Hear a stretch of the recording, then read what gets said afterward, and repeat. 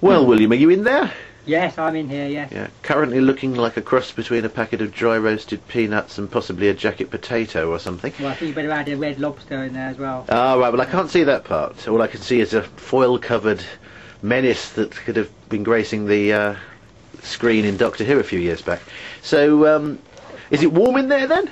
Oh, very warm, yes. Yeah, between 40 and 50 centigrade. We can have a look at the thermometer just when I come out in a second. Uh-huh. Well, that's fine. And so, tell me, why are you in there then? Just getting away from Orkney's cold weather? Ah, yes. Well, I am doing that, yes. But I'm also, this is part of my final preparations for a race. Uh-huh. Not for Badwater, not for the desert race. Uh-huh. For any race in the UK, Europe, anywhere. This is all part of my, what I call my specific race preparation. Uh-huh. All part of the build-up, the final preparations for a major race. And, well, I wouldn't have thought it got that hot in the UK most of the time. I mean, do you really feel the need to take the temperature up that much? Are you expecting your race to be that hot? Well, like with all the training I do it's intensive. So I'm in here at a hotter temperature than I need to be. One reason is because I'm not moving, I'm just sitting, so I'm not exercising. And secondly, I just want to be in here about half an hour. So it makes sense to make it almost as hot as you can stand, and then get out and go and do something else, rather than having it, you know, say at 20 degrees and having to sit in here for an hour and a half or something. Right. Again, it's the intensity principle. Right. So can we have a look at this thermometer then? Yes, I'm on my way out now. I'm going to just... There comes the Apollo launch. And a stylish pink blanket. That's nice. Yeah, no. Certainly well insulated. Indeed, yeah. Yeah. There are 43.7 degrees. Uh-huh. Well, just beginning to drop, 43.6. Well, there you go, 43.7, that's pretty hot. 43.7, nice and warm. Yes. Indeed. Yeah, I've got a nice sweat on there. Right. So, how long have you been using heat training like this? Oh, a long time. We're literally going back to my earliest, I think, probably the first time I did international. Got my first international vest in 1996. I didn't have this thing then. I just used, in those days, I used to do it by wearing extra layers of clothing. So I would dress heavily, much more clothing than I needed to. And then several years ago, once eBay had been invented, I got one of these, which was called a solar, an infrared sauna.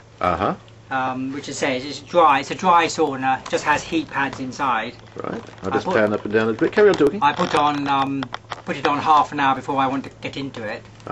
So it's red hot when I get in, up to temperature. And normally, if I can arrange it, I'll do some form of exercise before I come into the sauna, so that I'm actually warm from the inside as well. Right. And then I hop into this very hot environment. So that's how I do it. Yeah. Well, that's fine. And have you used this for hot races, desert races and things? Oh yes, I have. I used it extensively prior to the Badwater race. And obviously, if you are doing literally a silly hot race like Badwater or a desert marathon or something, yes, obviously it becomes essential. But the whole point is that I'm doing it before every race. Say races in the UK.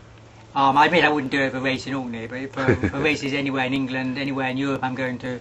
This is all part of the specific race preparation. And is that so that if it happens to be a hot sunny day you're acclimatised to the heat, or is there some other reason? Well no, it's basically that's it in one, yes. I mean I'm not prepared to go to a race, perform and then say, oh, I missed all my target, it was too hot. I'm sorry, that's not on my list at all. I'm not prepared to do that. To me, I like to be prepared, tick all the boxes. The usual thing is control the controllable, do everything I possibly can to be ready for the race. Yeah. And nowadays, with long-range weather forecasts at the click of a switch on the internet, there's absolutely no excuse for not having a reasonable idea of what conditions you might get in any race you're doing. So that's what I do. And as I say, for any race from April onwards, I will be doing this. Well, that's fine. And I dare say some of the fun runners in the London Marathon wearing their happy gorilla costumes and so on could have benefited from a bit of free training. They're probably doing it whilst the race is on, yes. Yeah. But it may be an idea to do it before the race as well. Well, it would be, yes. They'd certainly be better prepared anyway. Oh, that's fine. But what about races, well, I don't mean actually cold weather races, like running in the Arctic or something, but a normal temperature race. Is there any benefit to doing heat training, would you say? Oh, definitely. And this is one of the main comments I get. Oh, well, you do all that, and then if it's a cold race, it's all wasted. But no, it isn't, because when you do this, especially if you do several sessions over the final 3 weeks before a race, the scientific research that demonstrates that your blood volume is increased, and that is part of the acclimatization process. There's a number of other things you get used to as well.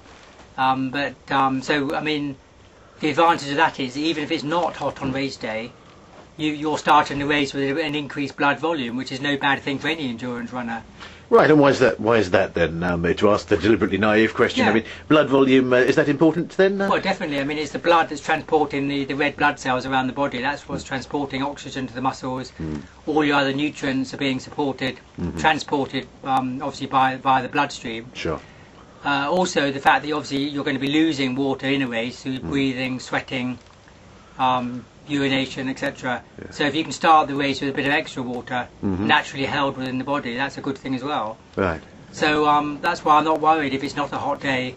If it turns out suddenly the weather forecast was wrong, or Williams turned up, it's fully heat acclimatized and actually it's quite chilly, don't care. I'm starting that race better prepared. I've got used to an extra stress, which is heat, even if it's not there, and I'm starting the race with a higher blood volume as well. Right. And so, out of interest, I mean, a lot of people these days are slightly obsessed with taking water and electrolytes every time they run for the bus. Do you go in there with extra fluids and electrolyte in case you're losing much during the sweat session? Well, I would not before the race, no. I just drink normally before the race. And then the way I would drink during the race would just depend on the weather and also how I'm feeling, how thirsty I'm getting. Well, I was meaning actually in the sauna training. Do you do it there? No, I don't do it here, no. No, I've never done it in that, no. If I was using a public sauna, which I have done occasionally, if I was going to a public sauna where it would probably be, certainly on the upper shelf, it would be hotter than this. Yes.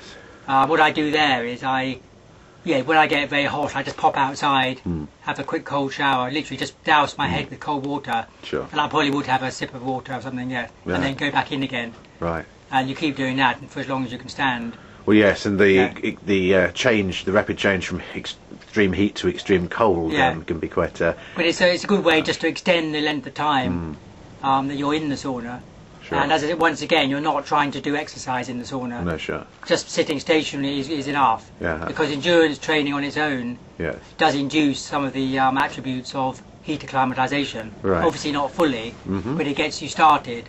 Right. And there's absolutely no need for me to be like cycling in here or doing exercises or running inside it or anything. Right. So that's not necessary. You can get virtually all the changes of acclimation and acclimatization that the body performs. They can all be achieved by sitting in a hot box. Right. Which is, as you can see, I'm just doing this at home in an outbuilding at home. I don't have to go to a public sauna or anything. But obviously nowadays with so many sports centres around, majority of people would have easy access to a sauna. Sure. Now, speaking personally, I mean, I've always rather liked finishing off an exercise session or something of that nature with something like a sauna. But of course, a lot of people, they're pushed for time. They maybe have been running a lot or something. Can they really afford to fit in a sauna before a race? I mean, what is the time factor involved here? Well, this is that's a very good question. People think, oh, they've got so much training to do, too much other activities to do. But the point is, you only start doing this in what I call in the period of time what I call specific race preparation. Right. In reality, that is in the last 3 weeks before a race. Right. And that is exactly the time when the vast majority of people would be tapering their training down, i.e. doing less training, maybe keeping the intensity high, but certainly doing a shorter number of hours of training. So it's easiest and best time to pop in a half hour here and there of sauna training. I mean, I'll never do more than 30 minutes. As again, I'm at the intensive end of the spectrum. I'm not sitting in here for hours at a time. Sure. I'd rather come in when it's very hot, just to withstand it for 30 minutes, done, finish, go inside and finish off. So that does fit in very well into in your final race preparation.